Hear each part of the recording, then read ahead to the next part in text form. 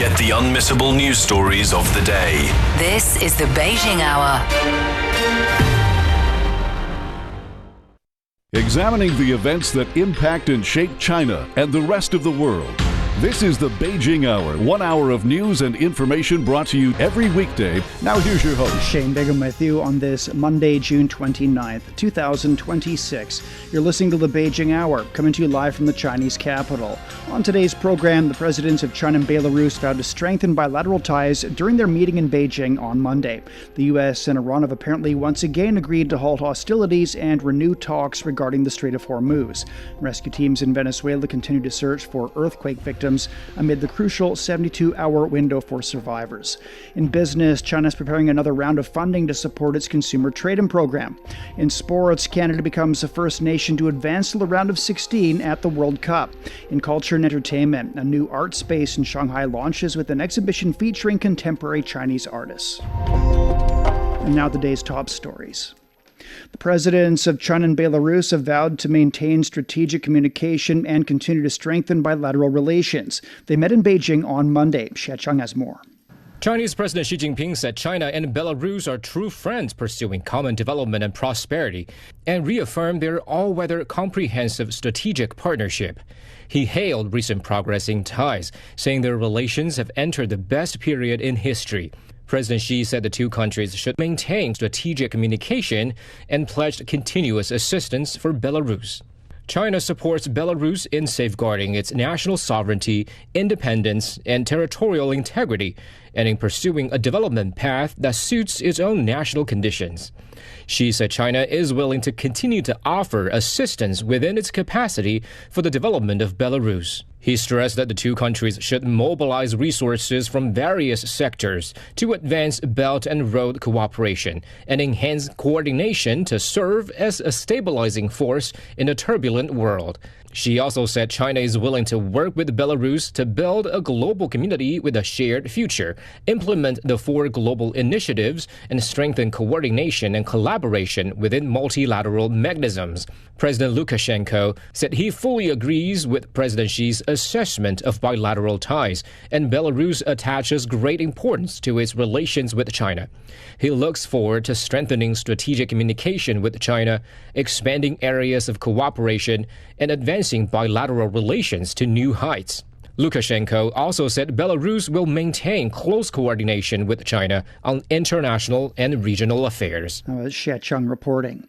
China's first secretary program supports rural revitalization by sending officials, academics, and professionals from government agencies, state-owned enterprises, and public institutions to villages across the country. While many first secretaries focus on poverty alleviation, those assigned to more developed rural communities are helping local industries to move up the value chain. In a village on the outskirts of Beijing, one former forestry official is working to build stronger brands for local agricultural products. And Tian Lu reports. When Chen Zhen first arrived in Dodian village in Beijing's Fangshan district, he wasn't sure what to expect. Formerly with the Beijing Municipal Forestry and Parks Bureau, he had just begun a 2-year assignment as the village's first secretary. But the village looked nothing like he had imagined. The biggest surprise was my first impression. I remember thinking, is this really a village? Everything was so clean and well organized. The public facilities were impressive, and the village had its own distinctive character. Unlike village party secretaries, who are typically elected by local party members, first secretaries are appointed from outside the community to bring fresh expertise, broaden networks, and new development opportunities. For Chen, that meant building on Dodian's existing strengths rather than starting from scratch. As one of Beijing's model villages for rural revitalization, Dodian already had a solid industrial foundation. Chen's job is to help the village move further up the value chain. One opportunity he quickly identified was smart agriculture. The village has established an intelligent irrigation and fertilization system, along with the digital farmland management platform. Internet of Things devices monitor crop growth and soil conditions in real time, allowing irrigation and fertilization to be carried out much more precisely. The new technologies have improved efficiency while reducing water and fertilizer use. But Chen believes innovation shouldn't stop at production. It is also about helping local products reach more consumers. Recently, he represented Dodian village at the Beijing Premium Agricultural Products Fair, introducing the village's signature beef brand and its green circular farming model to visitors. The promotion continued online through official live streams and new media platforms, bringing the village's products to an even wider audience. 我这一个摊位就源源不断的有市民百姓来过来咨询来了解。 There was a constant stream of visitors asking where the beef came from and how it was produced. After learning about our green circular farming model, many decided to buy our products. Sales exceeded 6,000 yuan that day. 达到了6000多元，我觉得是一个很好的一个效果。 Yet for Chen, the most meaningful moments do not always come from new technology or higher sales. Sometimes they come from everyday conversations. Drawing on his background in landscaping, he organized a community gardening workshop using bowl lotus planting to introduce villagers to home horticulture. One participant's comment has stayed with him ever since. 就是在5月份，我结合自身的园林绿化行业特点，在村内组织开展了一场 I organized a gardening activity for villagers based on my professional background. We used bowl lotus planting as an introduction to home gardening. At the end of the event, one villager told me, I never realized there was so much to learn about growing flowers. Secretary Cheng, please organize more activities like this. For Chen, that simple remark captured another side of rural revitalization. It's not only about modern technology or stronger industries. It's also about sharing knowledge, building trust, and improving daily life. As his assignment continues, Chen hopes Dodian's experience can inspire more people to discover China's countryside. 我希望依托豆点村百千工程示范村这个品牌打造。 I hope to make better use of Dodian's role as a model village to share its development story with more people, helping them better understand China's countryside, appreciate it, and become part of its future. From promoting smart farming to building local brands and strengthening community ties, Chen Zhen believes the role of a first secretary goes beyond introducing new ideas. It's about helping villagers build on their own strength and create new opportunities for sustainable development. For the Beijing Hour, I'm Tianlu. It's been more than a year since a deadly 7.9 earthquake struck Myanmar, leaving widespread devastation and thousands of casualties. A search and rescue team from China was among the first international teams on the ground. One of the members was firefighter Tian Yuan, who is also a member of the Communist Party of China. Chen Ziyuan has more. They have to get to survivors before death does. A magnitude 7.9 earthquake struck Myanmar in March 2025, taking the lives of more than 5,000 people and leaving families shattered. The challenge of the operation in Myanmar was the strong smell of decomposing bodies in the air due to a large number of trapped and killed. The heat had intensified the smell of decay. Face masks offered no help. Tian Yuan was on the China Search and Rescue Team, one of the first international rescue teams to arrive.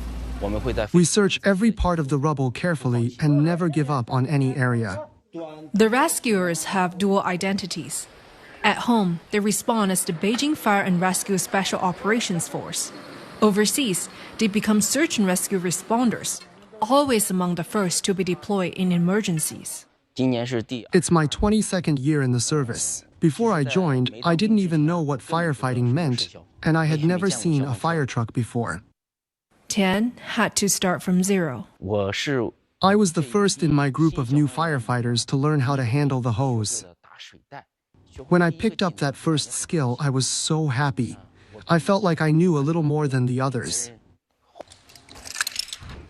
And he's not a typical firefighter. Chinese firefighters today undergo training across a wide range of skills to respond to the growing frequency of natural disasters.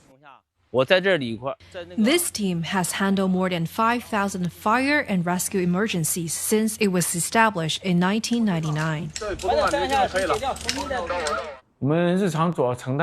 Our primary responsibility is firefighting and rescue operations in Beijing. We also carry out earthquake response, water rescue, mountain rescue, and rope rescue missions, as well as emergency deployments across different regions of China. As one of the main rescue forces within the China Search and Rescue Team, we've also taken part in 3 international rescue operations. Is it tiring? Of course. Firefighting training is very demanding, both in terms of workload and the wide range of skills required. The job is intensely energy consuming, but it doesn't mean they will back off from challenges. In the face of disaster, there are no borders. The rescue at the apartment building took the team 8 hours to extract the 5-year-old girl.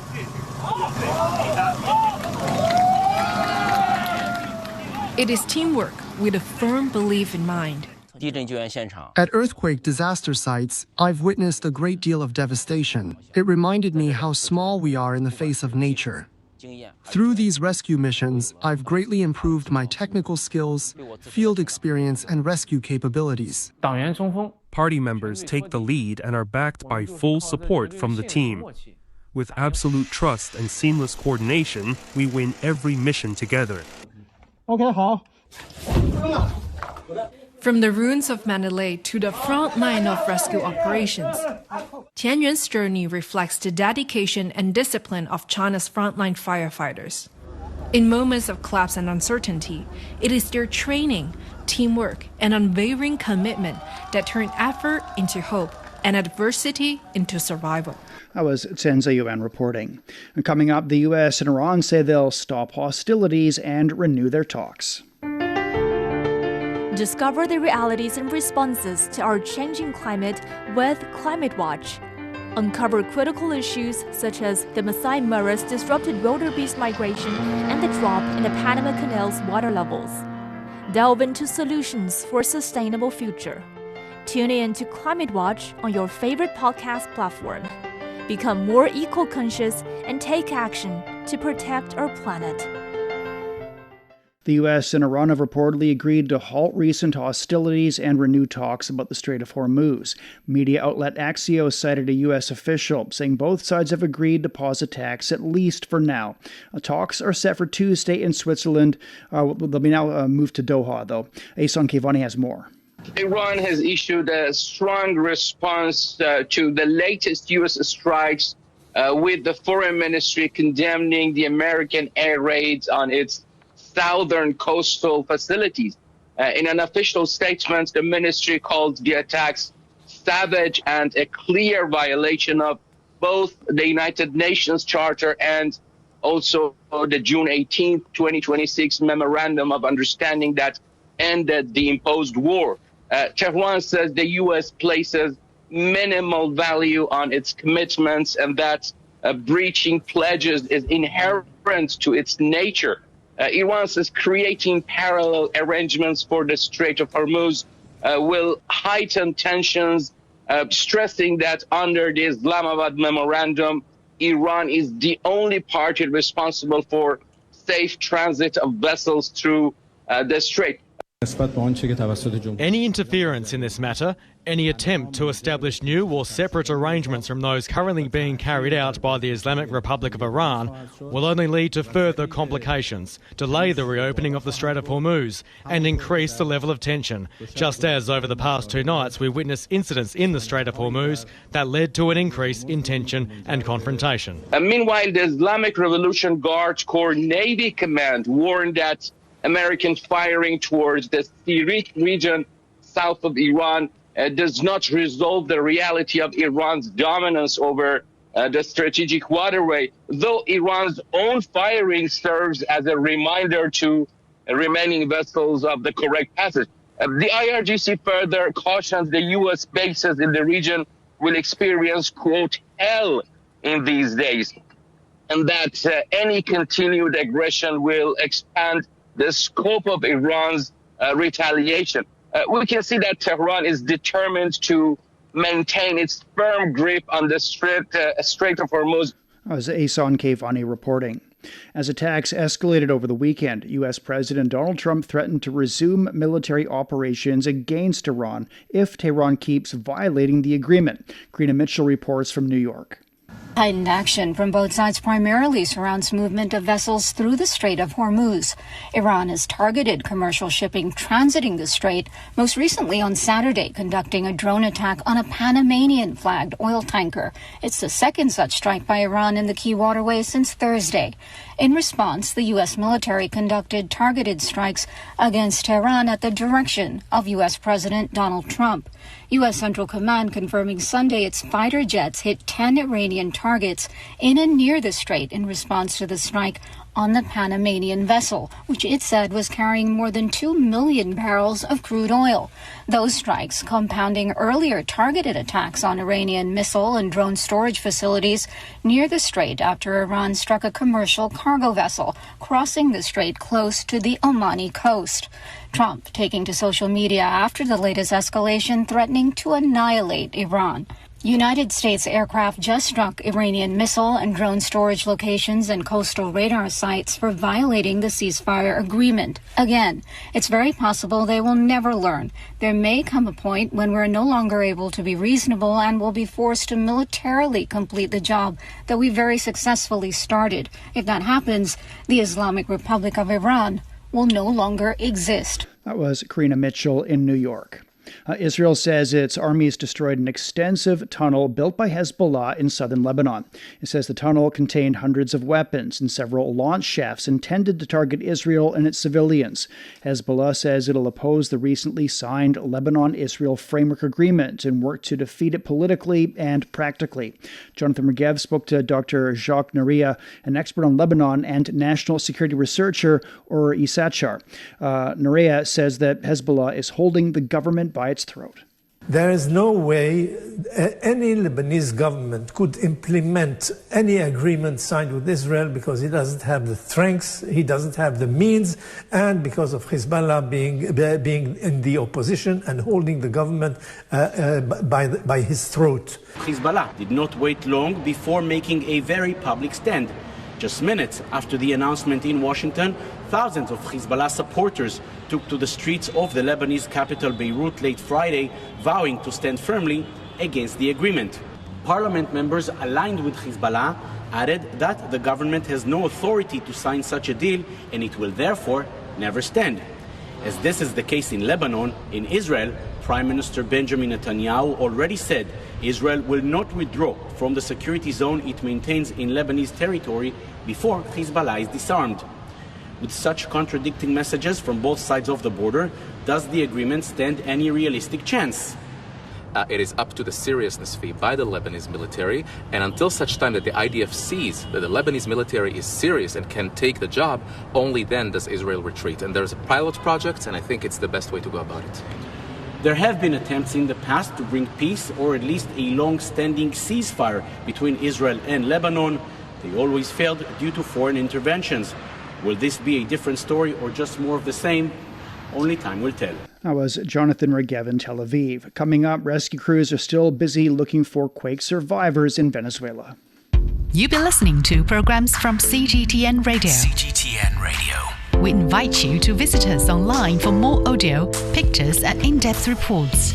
At radio.cgtn.com, you can access a wide range of programs and find your favorite news, talk, features, entertainment shows, and podcasts. Hear the difference with CGTN Radio. Our rescue teams in aid are pouring into Venezuela from around the world amid the deadly twin earthquakes that jolted the South American country last week. The quakes had killed at least 1,450 people as of late Sunday, with tens of thousands of others missing. Paulo Cabral has more. Well, it's happening. Several countries have sent their teams here to Venezuela, and that includes China also with teams working here. Most of them concentrated in the La Guaira areas and also in Caracas. The big problem is that now it's not so much the rescue operation after this time, a few days after the earthquake, really the chances of finding still survivors get slim. Of course, rescue workers always work fast in the assumption that somebody may be alive, but in practical terms, this is more a work of recovery than rescue at this point. You just think that people that are living through this, as I said, we say that the figures here in San Felipe are not big, but one family that lost their house, you can imagine the kind of scars that lives on them, and not them, also their other relatives that know their families, their friends are suffering.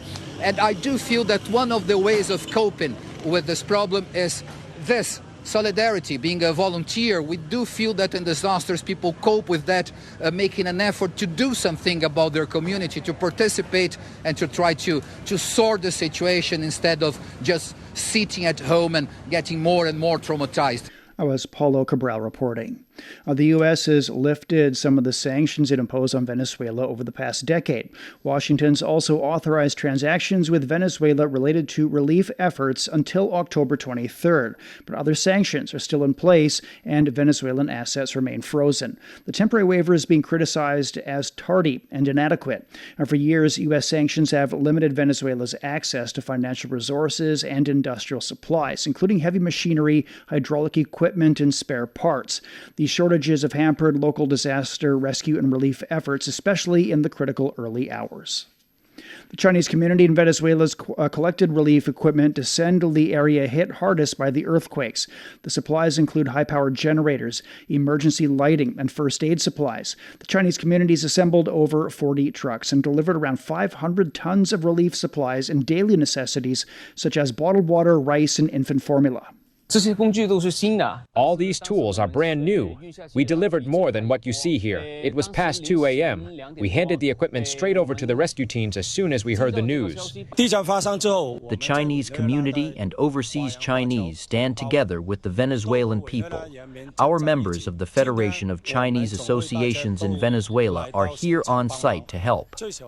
On Monday, Beijing said it'll add 100 million yuan, roughly $14 million in emergency supplies to its previous cash aid for Venezuela to help with earthquake relief and rebuilding. A Chinese Foreign Ministry spokesperson said they'll deliver the supplies as soon as possible, and that Beijing is willing to offer additional support to help Caracas as it begins reconstruction. A heat wave continues to scorch Europe, with Poland, the Czech Republic, and Germany reporting their highest temperatures on record. In Poland, firefighters and police are on heightened alert over increased wildfire risk and water-related accidents. The health ministry is stepping up monitoring of heat stroke and dehydration cases. The Czech Republic also recorded its hottest day on Sunday, with a temperature of 41.1 degrees Celsius. Germany registered a new all-time high temperature for the third straight day, reaching 41.7 degrees on Sunday. Peter Oliver reports. Well, what a day to own an ice cream van or any shop that would sell cool drinks or anything that can cool people off, because it has been another exceptionally hot day in Berlin and here just in the outskirts around the German capital. Those red weather warnings here in Germany have been in place for a few days now, with the advice being to stay out of the sun where possible, to make sure that you stay in shade where you can, wear a hat, that you take on lots of water and you avoid strenuous activities. You might be able to see there's not all that many people splashing around behind me on the beautiful lake here in Templin. A lot of people remaining somewhat indoors, if you can put it that way, or at least under some form of shade. Not a lot of people out and about, as those like myself who've fled the city of Berlin to get away from the searing heat there have come out to the lakes and the forests around the German capital in order to get some sort of respite. But it has caused huge problems, the soaring temperatures here. In fact, we've had a provisional record temperature recorded ever in Germany. It's really caused a lot of problems, particularly with transportation. Highways are jammed as trains haven't been running. Also, power supplies have been disrupted. Public services in general bear a thought for those trying to repair Germany's creaking infrastructure at the moment, as highway crews up and down the Autobahn supposed to be working in these temperatures, many of them having to be pulled off the job. Well, there is reports that another warm weather front is moving in as well, and that could be the next phase for Europe as this first heat wave or first major heat wave of the year starts to make its way eastwards into that eastern part of Europe. It isn't going away. It's just going to move those new record-breaking temperatures perhaps a bit further along the continent of Europe. That was Peter Oliver reporting. Carbon dioxide's become a key factor in power generation. Its supercritical form is now used as a working medium to replace steam in power units, delivering higher efficiency. The world's first commercial facility using this tech is now running in China. Zhang Yibing reports from Chengdu. This is a steel plant in southwest China, home to the world's first power project that uses supercritical carbon dioxide, not steam, to generate electricity. Behind this breakthrough, the first of its kind in over a century, is a team led by scientist Huang Yanping.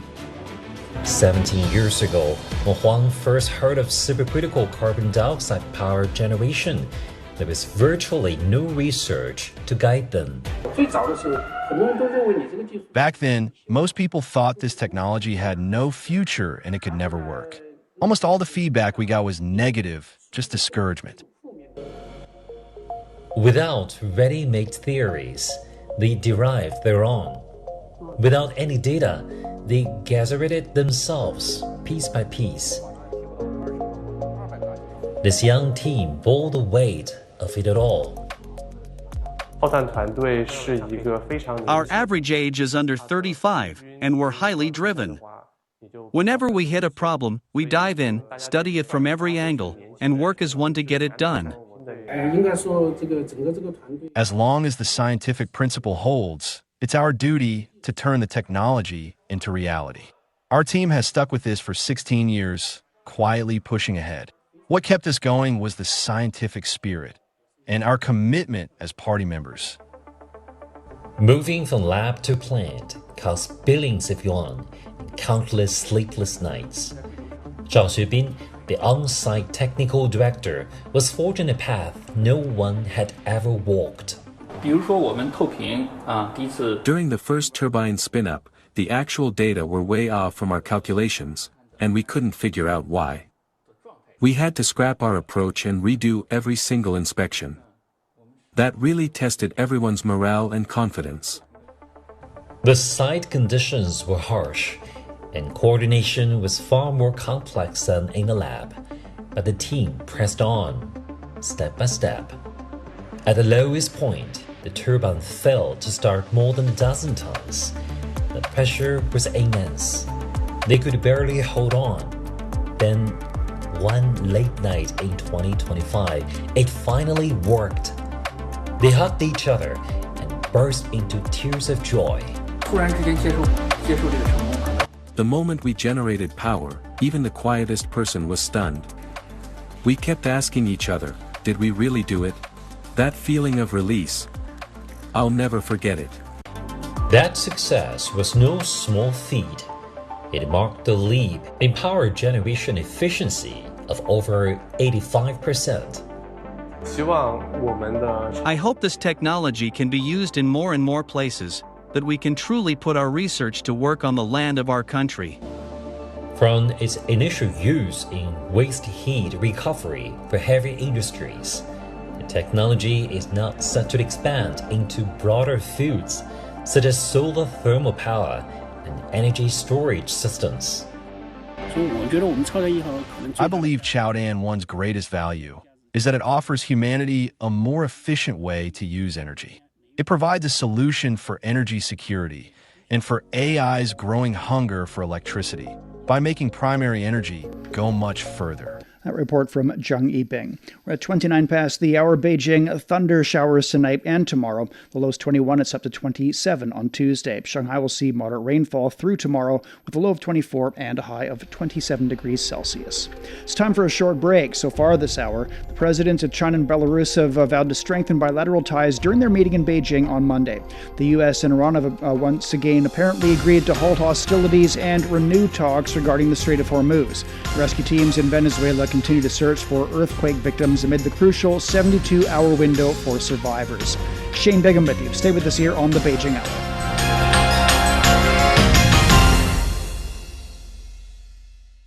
From the refreshing cup of tea that starts your morning to the paper that you write on, the roots of many familiar parts of modern life can be traced back to ancient ideas. Join us on Made in Ancient China and discover how ideas born millennia ago became some of the world's greatest treasures. Made in Ancient China brings you stories of human ambition, inspiration, and connection. Now available on all major podcast platforms. Shh, listen up. Can you hear the heartbeat of our world? It's vibrant and pulsating with the essence of life itself. From the stem of trees to the gurgle of rivers. From the silent strength of mountains to the icy whispers of glaciers. Even the solid ground beneath our feet.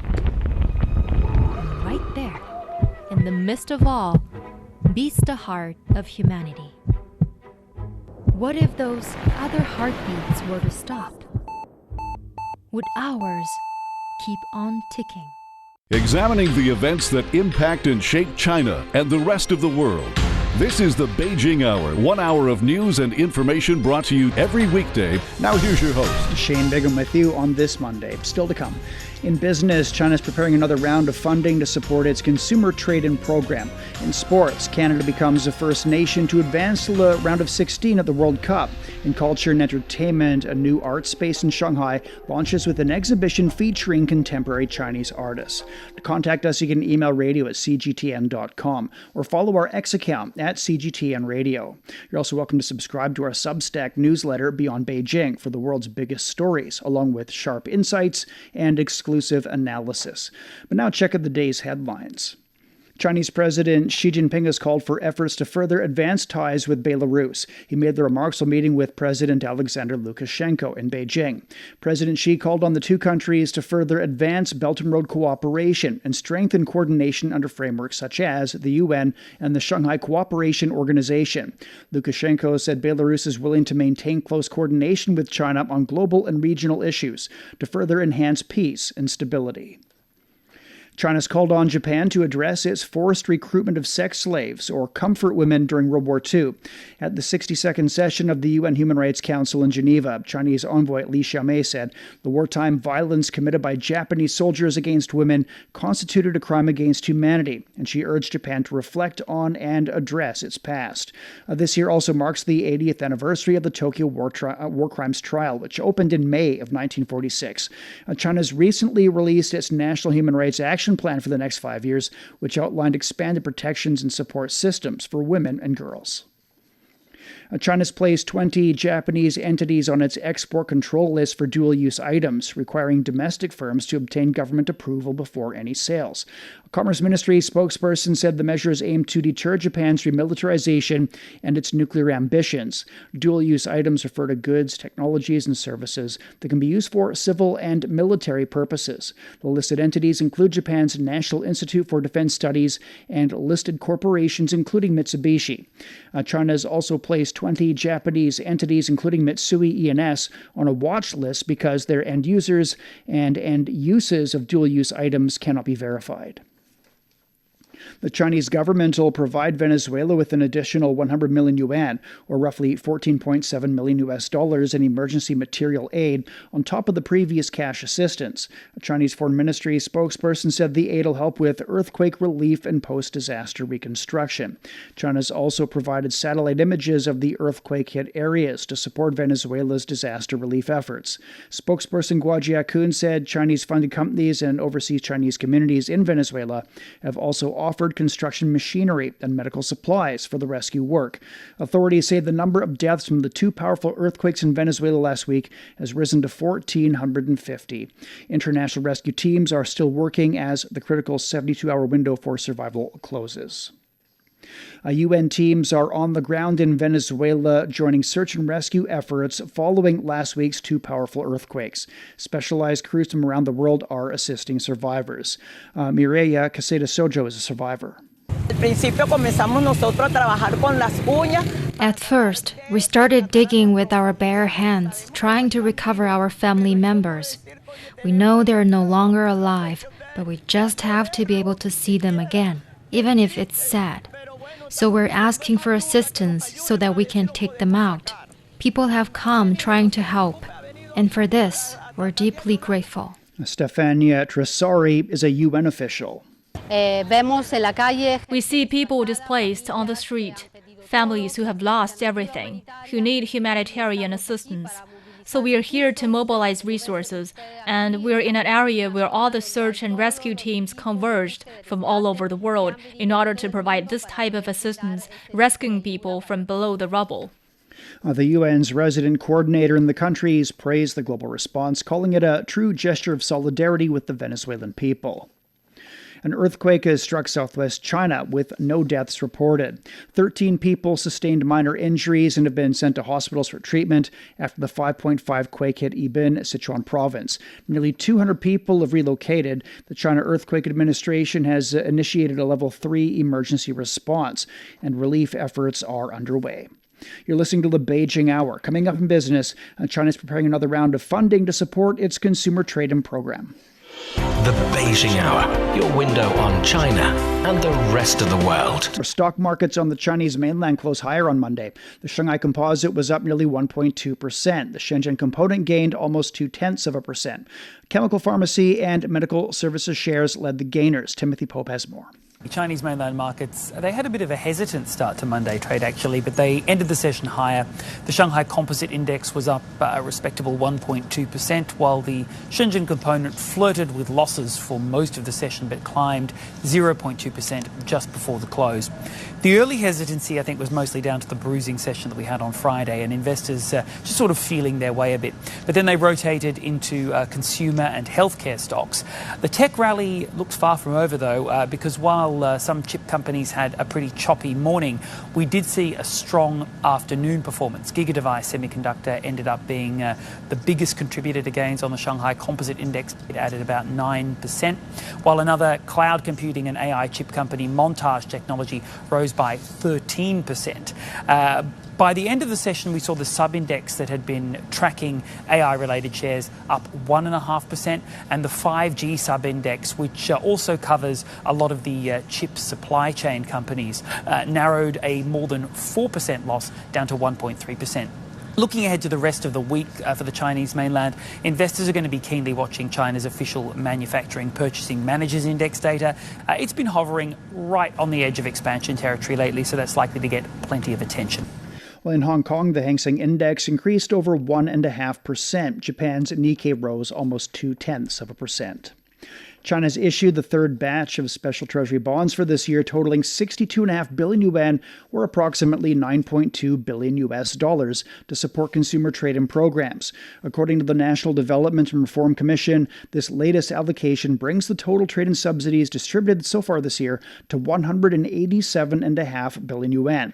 During the first 5 months of the year, sales of smart wearable devices, newly included in this year's subsidy scheme, more than doubled compared with the same period of last year. By June 20th, the trade-in initiative had benefited nearly 136 million consumers and generated over 1 trillion yuan in total sales. On average, every yuan of government subsidy has driven 10.3 yuan in household spending. Hong Kong's financial secretary says the city serves as a super converter for Chinese mainland enterprises to go global. Paul Chan says Hong Kong's a crucial bridge for mainland enterprises and products to enter international markets. According to the financial secretary, under the National Dual Circulation Strategy, Hong Kong's international advantages can effectively help mainland enterprises connect to global markets. Chan noted that internationalization is Hong Kong's unique strength. with the common law system, the free flow of capital and other production factors, and professional services aligned with global standards. He added that Hong Kong can introduce international long-term capital to the tech sector, thereby supporting the growth of promising tech companies and emerging and future industries. Scorching temperatures across Europe have fueled a surge in orders for Chinese-made cooling products, from air conditioners and fans to all kinds of creative summer gadgets, thanks to convenient cross-border e-commerce. At EU International Trade Market in East China, cooling products have gained in popularity among overseas buyers. Surging export orders have pushed upstream manufacturers into full gear. At an ice maker factory, assembly, testing, and packaging are running smoothly. From January to May, the factory's ice maker shipments to Europe increased more than 70% compared with the same period last year, and accounting for around 15% of total sales. The manager says Europe's heat wave has driven strong demand for small household and portable outdoor ice makers. The city's cross-border e-commerce trade exceeded 81 billion yuan, or about $12 billion in the first 5 months, a more than 10% increase on a yearly basis. China's push to embed green development into its infrastructure is driving manufacturers to confront their own carbon footprints. Zhang Shispan visits a wind turbine tower maker to find out how it's cutting emissions per unit of revenue, achieving more with less. This is an industry where products weigh hundreds of tons and sell for millions of yuan. This tower is for a large wind turbine. The large wind turbines that sit atop towers like this are often lauded as one of the best ways to generate green energy. But many ask the question, what is the cost of manufacturing these things in terms of carbon emissions? In 2024, our group's total electricity consumption for the year was nearly 50,000 megawatt-hours, of which 94% came from traditional thermal power and only 6% from green electricity, indicating a heavy reliance on fossil fuels. That year, the combined carbon emissions from direct combustion and purchased electricity reached 43,800 tons, with carbon emissions per 10,000 yuan of revenue accounting for 0.09 tons. Last year alone, the wind turbine tower manufacturing giant produced 713,000 tons of towers with its more than 10 factories across China. Manufacturing these towers using traditional technologies usually demands a lot of energy and also represents a large carbon footprint.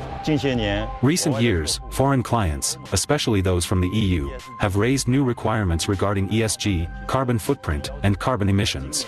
In 2026, they will also impose mandatory carbon tariffs under the CBAM. Against this backdrop, our company has been actively pursuing a green energy transition. Some clients even require that we use 100% green electricity in the manufacturing of their products. The day I visited one of the firm's factories in Yangzhou, Jiangsu, it was working at almost full capacity to ensure a July delivery for 2 overseas projects, one in Australia, the other Serbia. So, the big-name manufacturers were among the first to recognize the issue. And so things have changed. The group started its green transition 3 years ago, having released its first ESG report back in 2023.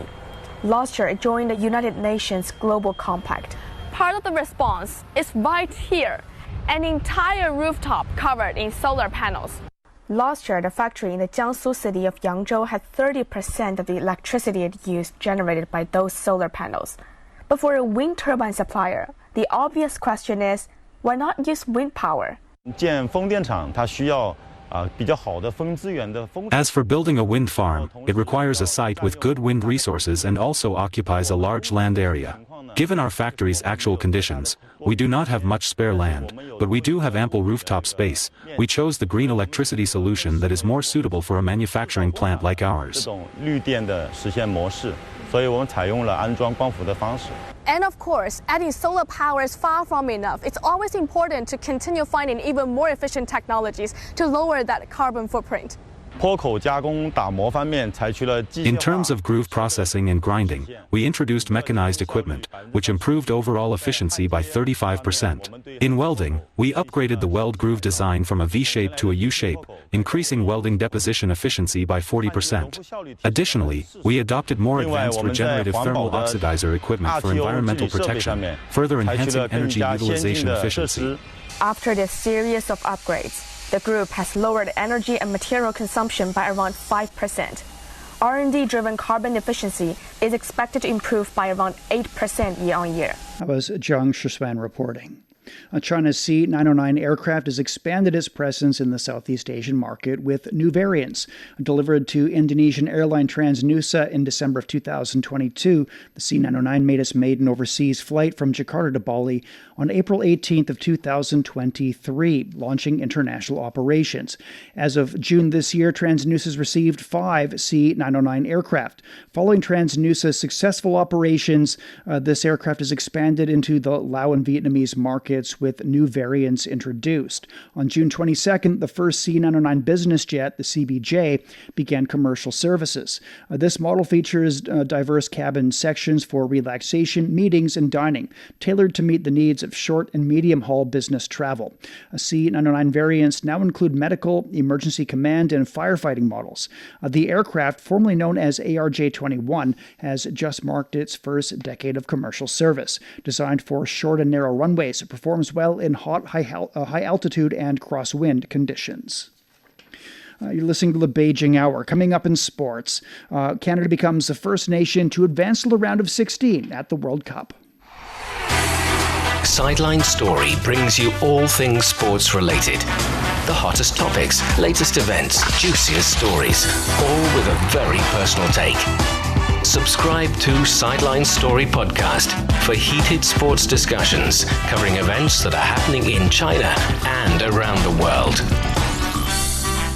46 past the hour now. Turning to sports. In the first knockout match of the FIFA World Cup, Canada edged past South Africa 1-0, booking an historic place in the last 16 for the first time. Steven Eustachio struck deep into stoppage time, scoring the decisive goal in the 92nd minute to seal a dramatic victory after a tightly contested match in Los Angeles.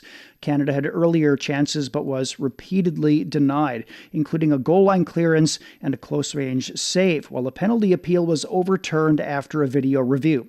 The Canadian side kept pushing until the breakthrough finally came.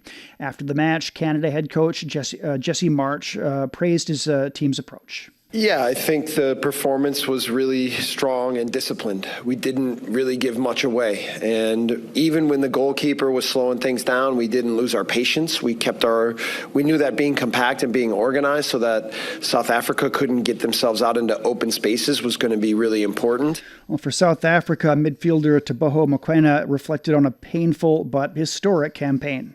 It was so quiet in the locker room right now. Everybody said that's how we are feeling right now. Felt we could have done much better, and especially how we lost the game. So yeah, everyone is sad, and I know we could be proud of ourselves for creating that history, but the way we lost, still bittersweet. Well, Canada now faces either the Netherlands or Morocco in Houston on July 4th, with a place in the quarterfinals on the line. South Africa exits the tournament after their first ever knockout stage appearance. For more, Yang Guang joins us in the studio. So Canada just secured their best ever finish in World Cup history. What do you make of that breakthrough run? Well, Canada's success is no fluke. Coach Jesse Marsh has built a high-pressing, disciplined side. Despite Alphonso Davies only debuting in the knockout stage and key midfielder Kone sidelined through injury, this team has shown remarkable resilience. Against South Africa, they stuck to their attacking structure and were brave enough to hold on to possession, even though that played right into South Africa's hands. The Bafana preferred to sit deep and hit on the counter, which is exactly how they eliminated South Korea. But Canada showed great patience. After missing a few early chances, they didn't rush, they just kept building forwards, and it eventually paid off with that dramatic late winner. This is the first CONCACAF team to win a World Cup knockout game since 2014, and while they face a massive challenge next against either the Netherlands or Morocco, this team has absolutely nothing to lose and everything to celebrate. Well, turning to Monday's schedule, there are some huge matchups on the horizon here. So what are the biggest storylines you're watching for those games? Well, each of Monday's 3 knockout ties has its own intrigue. Brazil-Japan is a fascinating clash of technical football, Japan made history as the first Asian side to reach the knockouts unbeaten, and don't forget they shocked Brazil 3-2 just last October, so Brazil can't afford any complacency. That said, Brazil have two clear advantages. First, game changers like Vinicius Jr. who can produce a moment of flair to settle a tight contest, and second, the tactical mind of Carlo Ancelotti on the touchline. His game plan might just catch Japan off guard. Then we have Germany versus Paraguay, which feels wide open. Germany will likely dominate possession, but their defensive vulnerabilities in the group stage give Paraguay genuine hopes for an upset. Finally, the Netherlands-Morocco late game is equally unpredictable, with both sides boasting rock-solid defensive records. This one could easily go to penalties. In single elimination football, anything can happen, and that's exactly why the real World Cup truly begins now. All right, thank you very much. That's Yang Guang. The 2026 FIFA World Cup continues as Brazil takes on Japan in Houston in a match that brings together two sides in strong form. The fixture also carries added intrigue after Japan previously defeated Brazil, as Yang Guang said, in a friendly last year, although both sides acknowledge that knockout football is a very different challenge. Brazil head coach Carlo Ancelotti says there are no clear favorites at this stage of the competition. Well, I don't know. Actually, no, I don't agree. Because I think every match is difficult, very difficult. And there are many things that we have to think about. There's a lot of pressure, obviously. We have to think we need to do well in the next match or otherwise we're going home. So I'm still convinced that so far there is no clear favorite. It could be that some teams have done better than the others in the first phase, but as for clear favorite, I don't see it. So I believe this is going to be a very balanced and competitive World Cup. The winner will move to the quarterfinals as the tournament continues to narrow the field in what's shaping up to be a tightly contested World Cup. In other round of 32 action, Paraguay is getting ready to face Germany in Boston. Paraguay head coach Gustavo Alfaro has said that his side is approaching the match with confidence, drawing belief from previous encounters against top South American opposition. Alfaro noted that Paraguay has already tested itself against teams such as Argentina and Brazil, and believes those experiences have strengthened the squad ahead of another major challenge on the world stage. Paraguay reached the knockout phase as one of the best third-place teams from the group stage, while Germany progressed after topping their group. The coach also responded to criticism of his team's defensive style, saying his players focus on achieving results and adapting to the demands of tournament football. He added that defensive organization will remain a key factor as the competition progresses, with tight margins expected to decide high-stakes knockout matches. Paraguay now turns its attention to one of its toughest tests yet, as the team aims to continue its World Cup run against the European giants. You're listening to the Beijing Hour. Coming up in culture and entertainment, a new art space in Shanghai launches with an exhibition featuring contemporary Chinese artists. The best military commander is not he who fights 100 battles and wins every one of them. The best military strategy does not lead to the desiccation of the enemy's capital city. Decoding the art of war will help you understand why there's no art in war and how Sun Tzu stayed undefeatable using the science of war, with fun stories and insightful breakdown of famous battles. Find Decoding the Art of War wherever you listen. 53 past the hour. Turning to culture and entertainment, a new art space is opened inside of a hotel along Shanghai's Huangpu River, bringing contemporary Chinese art into a setting usually associated with business travel and conferences. Seal Art Space is launching with an exhibition featuring works by 17 contemporary Chinese artists. Zheng Hong reports. In Shanghai, art does not always wait inside a museum. This time, it has checked into a hotel. Inside Shanghai International Convention Center Oriental Riverside Hotel by the Huangpu River, a new venue called CL Art Space has opened on the 3rd and 5th floors. I think this is also a perfect place to promote the art-featured staycation kind of trends here in Shanghai, where everybody can enjoy art, stay in town, enjoy themselves. The inaugural exhibition, which brings together works by 17 contemporary artists, speaks to Shanghai's own artistic character. Art pursues three qualities: leadership, creativity, and timelessness. I believe that over the past century, Shanghai has developed in this direction, and this is what has shaped the cultural height of the Shanghai-style tradition. I use Shanghai-style ink painting as my form of expression, and in my approach, I place a strong emphasis on visual impact. The mix of Chinese roots and contemporary language caught the attention of Beat Heifenscheid, director of the Ludwig Museum in Koblenz, Germany. She has been traveling to China for more than 20 years. I knew a lot of these artists which are exhibited here, and even some of them have been exhibited in our museum, in the Ludwig Museum in Koblenz. The special approach of them is that I feel that they are deeply rooted in Chinese culture, but their language has also opened up to a more international understanding and being involved into the international art scene. This is what I love. I also want to bring something kind of new to Germany, but also has to be, open enough that people can understand. That was Zheng Hong reporting. Online platform data shows that China's summer box office has already surpassed 1.5 billion yuan, or around $220 million US. Nearly 80 Chinese and international films will screen by the end of August, covering historical drama, science fiction, comedy, animation, and more. Among the highlights are Crossing, which depicts the Red Army's 4 crossings of the Chishui River during the Long March, animated film All Wishes Come True, and the comedy detective animation Demon Agent. Chinese film Dear You has drawn strong interest in Japan, with screenings selling out shortly after its release. The low-budget Chaoshan dialect film, which has earned more than 1.8 billion yuan in China since its April debut, tells a story of migration, family ties, and overseas Chinese history. In Japan, demand quickly exceeded expectations, with tickets for weekend shows selling out within minutes and additional screenings now being added. Japan Tiechao Association Vice President Yang Xian said the film highlights shared cultural memory and the experiences of earlier generations of overseas Chinese. We arranged this activity to watch Dear You together because this film tells the shared history of our forebears who migrated overseas. The Chaopi carries the homesickness of overseas Chinese. At the same time, we hope to educate the younger generation of overseas Chinese about the struggles of our predecessors in Southeast Asia and remind them not to forget our roots. Well, audience members say the film's emotional themes resonate strongly. I shed tears several times during the movie.